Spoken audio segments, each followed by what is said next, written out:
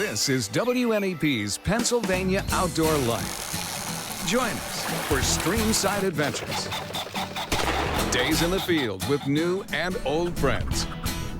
It's all about making memories and following traditions, and exciting hunting experiences with interesting people. We've captured the beauty and majesty of the great outdoors, and it's all next on Pennsylvania Outdoor Life. Hello, everyone, and welcome to Pennsylvania Outdoor Life. I'm Don Jacobs in the Pennsylvania Outdoor Life cabin. 1 week away from Christmas weekend. Can you believe it? This year just flew right by, and so did the deer rifle season. I've got to tell you something. I was out on the first day, blinked my eyes, and it's over.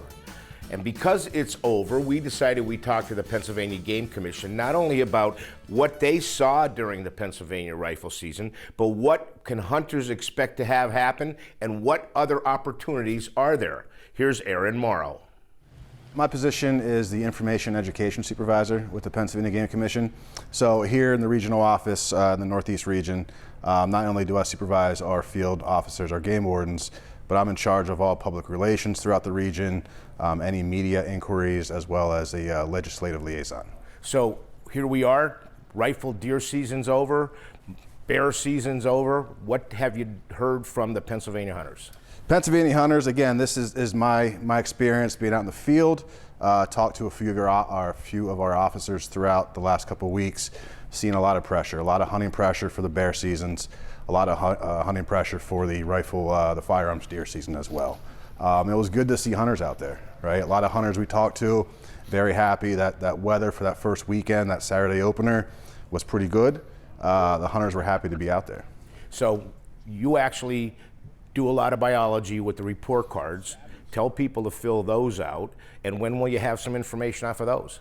Yeah, so mandated by law, you have to report your big game harvest. Whether it's a bear, you have the 24 hours to get it to a check station.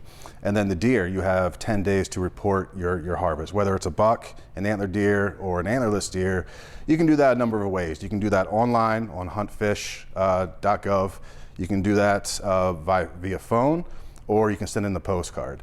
So you have 10 days to get that sent in, and that information is going to be vital for the next year's seasons and bag limits. So this year we visited a butcher shop, we visited a taxidermist, some huge bucks. What are you hearing about the quality of the deer out there? Seeing good healthy deer, a good buck to doe ratio, which is a sign of a healthy herd, right? You have good habitat, which is going to in turn have a good healthy deer herd. And I've seen personally some pretty large antler deer taken as well this year, which is a good sign.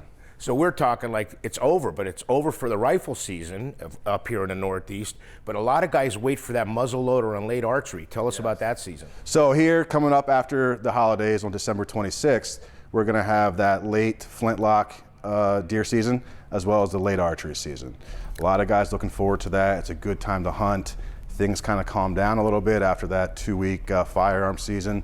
So it's a good time to be out there. So what about a guy that didn't harvest a buck and he's going to muzzleload it? That becomes a deer tag, doesn't it? Correct. So when you buy your hunting license, you do get, it's called an antlered or flintlock tag. So after the Christmas holiday, on December 26th, this late flintlock season, if you're out hunting with the flintlock, and it has to be a traditional flintlock, the inline muzzleloaders don't qualify during that season.